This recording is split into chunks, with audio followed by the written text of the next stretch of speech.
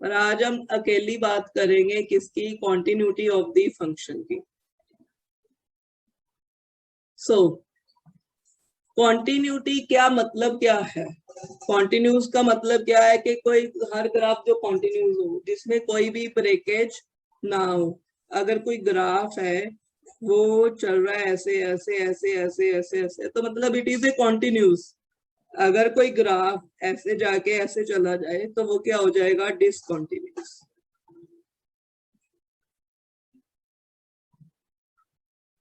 ठीक है। कॉन्टिन्यूस का मतलब कि ग्राफ में कोई ब्रेकेज नहीं है। ये तब चेक कर कैसे करेंगे कि कौन सा फंक्शन कॉन्टिन्यूस है, कौन सा फंक्शन डिसकॉन्टिन्यूस है। देखो, ये सारी चीजें किसके ऊपर डिपेंड करेंगी, लिमिट्स के ऊपर। +1 में जो लिमिट्स चैप्टर करा था सब उसके ऊपर डिपेंड करेगा। आर.डी. शर्मा ये अलग चैप्टर है। एनसीईआरटी में ये डिफरेंशिएबिलिटी की पहली एक्सरसाइज है। मैं फिर बता दूं, आर.डी. शर्मा में ये अलग चैप्टर बना हुआ है। एनसीईआरटी में कॉन्टिन्यूटी एंड डिफरेंशिएबिलिटी इकट्ठा चैप्टर है और कॉन्टिन्यूटी फर्स्ट एक्सरसाइज है एनसीईआरटी में। सो एक क्वेश्चन तो जरूर आता है एग्जाम में, कई बार दो भी आ जाते हैं इसमें से क्वेश्चन, एक यही फर्स्ट एक्सरसाइज में से। लेकिन जरूरी नहीं है कि जो क्वेश्चन एनसीईआरटी में लिखे हों वही आएंगे। कई बुक्स में ये अलग अलग चैप्टर बनाया हुआ है कि कॉन्टिन्यूटी एक अलग चैप्टर है और डिफरेंशिएशन डिफरेंशिएबिलिटी अलग चैप्टर है। लेकिन कईयों में क्या है, एनसीईआरटी में अगर बात करें तो एनसीईआरटी में ये एक ही चैप्टर है और जो फर्स्ट एक्सरसाइज है that is the continuity of the function. ये सारी की सारी किसके ऊपर डिपेंड करती है, आपके लिमिट्स के ऊपर। आपने याद हो +1 में लिमिट्स करी थी, limit x approaches to a, कहता है f(x) is approaches to l where l is finite, then l is the limit of function। कहता है limit x approaches to a, f(x) किसको अप्रोच करेगा, l को अप्रोच करेगा।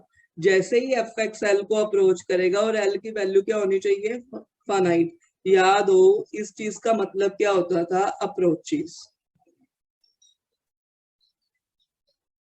इक्वल नहीं है, इट अप्रोचेस। अप्रोचेस मतलब उसके पास पास जा रहा है। फॉर एग्जाम्पल अगर हम कहें x अप्रोचेस टू 3, तो मतलब x 3 के आसपास है। अगर नंबर लाइन में देखें 0 1 2 3, 3 यहाँ पे है, तो मतलब x यहाँ से लेके यहाँ तक कुछ भी हो सकता है। x उसके क्या है, 3 के आसपास है, वो 3 से कम भी हो सकता है, 3 से ज्यादा भी हो सकता है। मतलब x की वैल्यू क्या हो सकती है, 2.99 हो सकती है, 2.98 हो सकती है, 2.999 हो सकती है, 2.999 हो सकती है, 3.0001 हो सकती है, 3.01 हो सकती है, 3.02 हो सकती है। मतलब उसके आसपास है, उसके इक्वल नहीं है।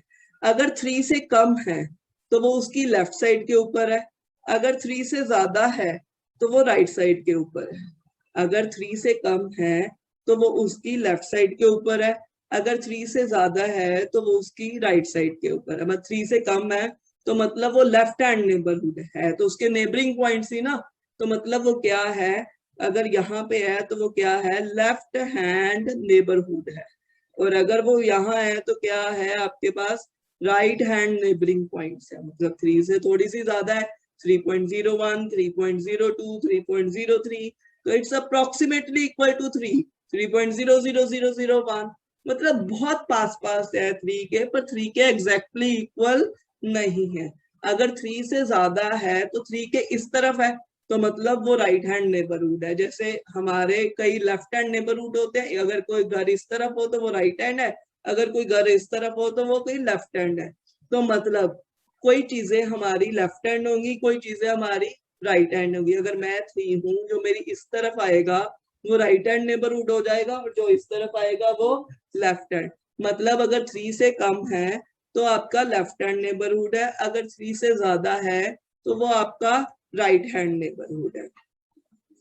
तो कहता है अगर x a को अप्रोच करे, जो भी फंक्शन आपको दिया हुआ है, फंक्शन कुछ भी दिया हो सकता है, वो a की वैल्यू पुट करके अगर वो उसकी वैल्यू अप्रोक्सीमेटली l के आसपास आ जाए, पर l फाइनाइट होना चाहिए।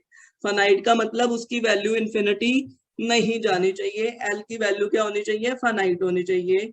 तो l क्या होगा आपके पास, लिमिट ऑफ द फंक्शन होगा। तो मतलब अगर मान लो कोई फंक्शन है तो मुझे उसको लेफ्ट हैंड तरफ से भी अप्रोच करना पड़ेगा और मुझे उसको राइट हैंड तरफ से भी अप्रोच करना पड़ेगा। बेटा अगर कोई फंक्शन है तो मुझे उसको लेफ्ट से भी अप्रोच करना पड़ेगा, मतलब x approaches to a negative F X. a negative का मतलब माइनस a नहीं है, a नेगेटिव का क्या मतलब है कि मैं उसको लेफ्ट साइड से अप्रोच कर रही हूँ। मतलब अगर a यहाँ पे है, मैं यहाँ से उसको पकड़ने की कोशिश कर रही हूँ, उसको लेफ्ट साइड से अप्रोच कर रही हूँ। इसको क्या कहते हैं हम लोग, लेफ्ट हैंड लिमिट। अगर limit x approaches to a positive है, a पॉजिटिव का मतलब कि x की वैल्यू a से बड़ी है। अगर x की वैल्यू a से बड़ी है तो उसके राइट हैंड साइड के ऊपर वैल्यू है। Switch off your mic.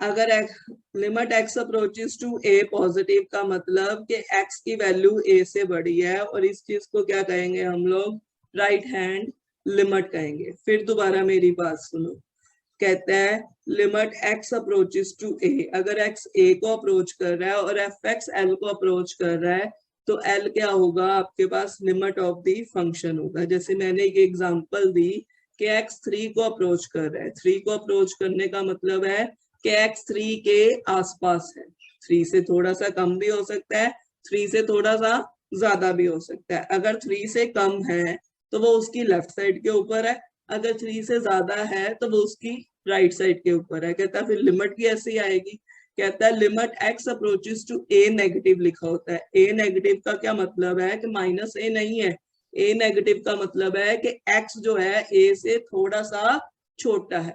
मतलब अगर x मान लो 3 है, सॉरी a 3 है तो x आपके पास 2.9 होगा, 2.99 होगा, 2.98 होगा।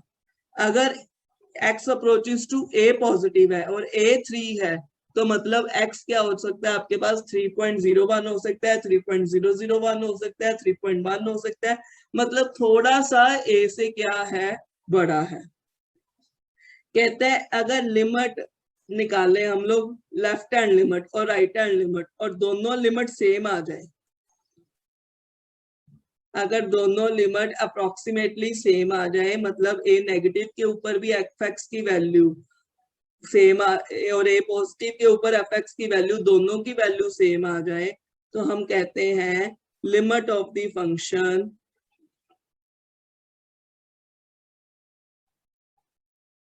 एग्जिस्ट।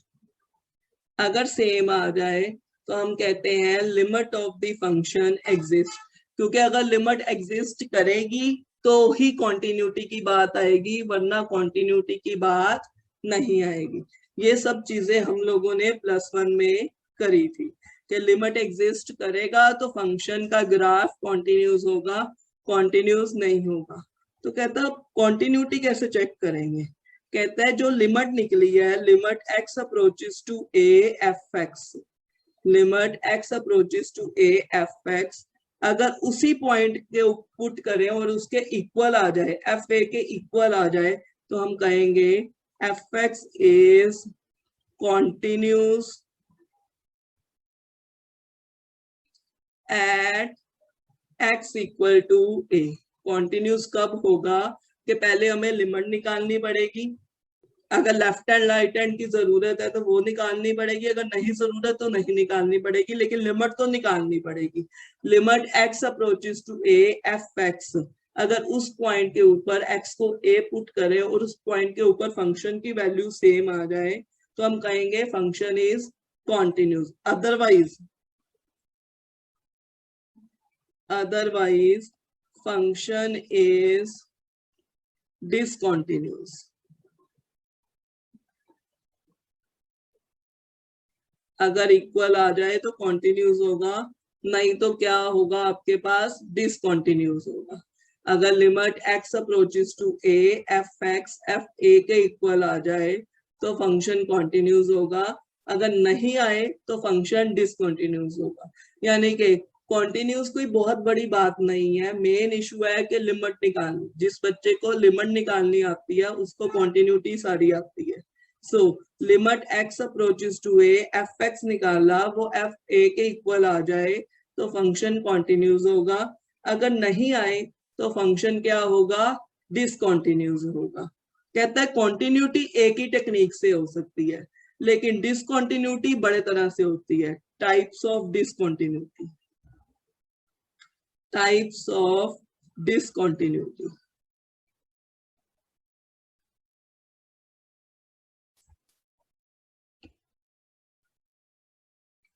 कितने तरह की कॉन्टिन्यूटी मैं फिर कह दूं, एक ही तरीके से होती है, क्या कि लिमिट निकाल ली और उस फंक्शन के इक्वल आ रही है तो फंक्शन क्या है आपके पास, कॉन्टिन्यूस है।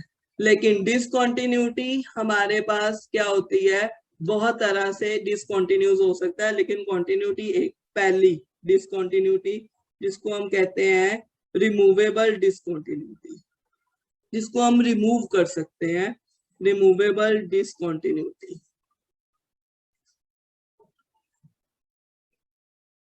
रिमूवेबल डिसकॉन्टिन्यूटी कौन सी होती है, कहता है limit x approaches to a F x निकाला पर वो एफ ए के इक्वल नहीं आ रहा था, तो हमने पहले ही कह दिया फंक्शन डिसकॉन्टिन्यूस है।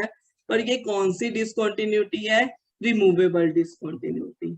ये कौन सी डिसकॉन्टिन्यूटी है, removable discontinuity. Is that clear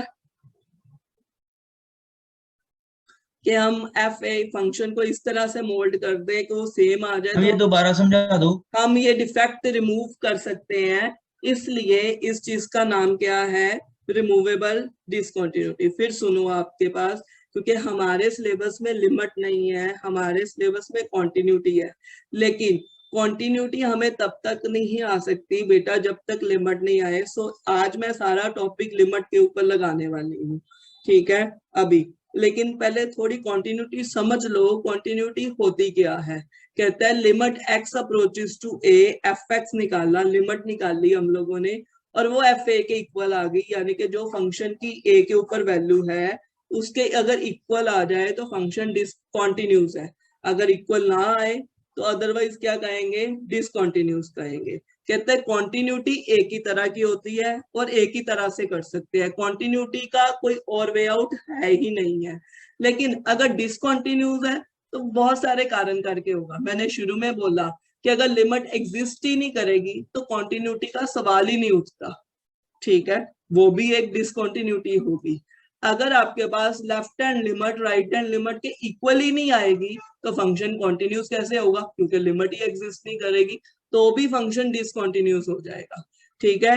अगर एफ एक्स लिमिट निकाल ली, वो एफ ए के इक्वल ही नहीं आ रही है, तो भी फंक्शन क्या हो जाएगा, डिसकॉन्टिन्यूस हो जाएगा। सो डिसकॉन्टिन्यूटी बहुत तरह की है पर कॉन्टिन्यूटी सिर्फ एक ही तरह की है। डिसकॉन्टिन्यूटी पहली किस तरह की है, रिमूवेबल डिसकॉन्टिन्यूटी। रिमूवेबल ये एक डिफेक्ट है जिसको हम रिमूव करना चाहे तो कर सकते हैं, लेकिन हमारे सिलेबस में रिमूव करना नहीं है, हमें बस यही देखना है कि फंक्शन कॉन्टिन्यूस है कि फंक्शन डिसकॉन्टिन्यूस है। हमें सिर्फ यही देखना है कि फंक्शन कॉन्टिन्यूस है कि फंक्शन डिसकॉन्टिन्यूस है। पहला कहता लिमिट निकाला, वो एफ ए के इक्वल नहीं आ रहा था, तो ये फंक्शन डिसकॉन्टिन्यूस है। और ये कौन सी डिसकॉन्टिन्यूटी है, रिमूवेबल डिसकॉन्टिन्यूटी। दूसरी बात कहता है हो सकता है आपके पास limit x approaches to a negative F x निकाला और limit x approaches to a positive F x निकाला, वो इक्वल ही ना आए। अगर वो इक्वल नहीं आ रहा, दोनों की वैल्यू फाइनाइट रही है पर इक्वल नहीं आ रही, तो ये भी क्या हो गया, इट इज डिसकॉन्टिन्यूस फंक्शन। और ये कौन सा डिसकॉन्टिन्यूस फंक्शन है, इसका नाम क्या होगा हमारे पास, first kind of discontinuity.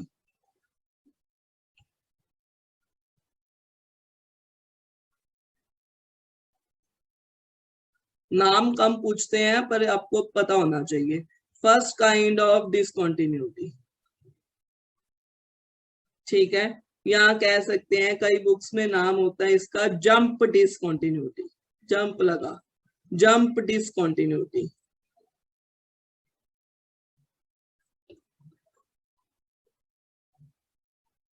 Is that clear? Jump discontinuity. Third case कहता पॉसिबल है कि लिमिट एग्जिस्ट ही ना करे, limit x approaches to A negative F x, या limit x approaches to A positive F x, या हो सकता है limit x approaches to A negative positive निकालना ही नहीं, हम लोगों ने सीधा ही निकाला, वो एग्जिस्ट नहीं करता, इट अप्रोचेस टू इंफिनिटी, या कह सकते हो माइनस इंफिनिटी और negative of infinity.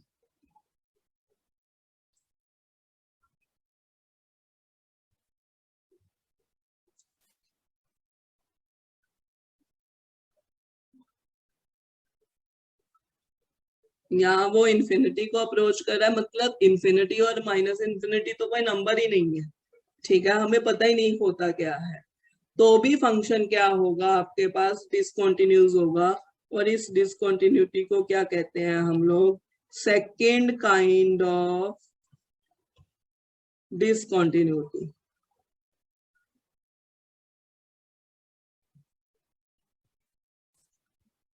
Is that clear? और इनफाइनाइट डिसकंटिन्यूटी।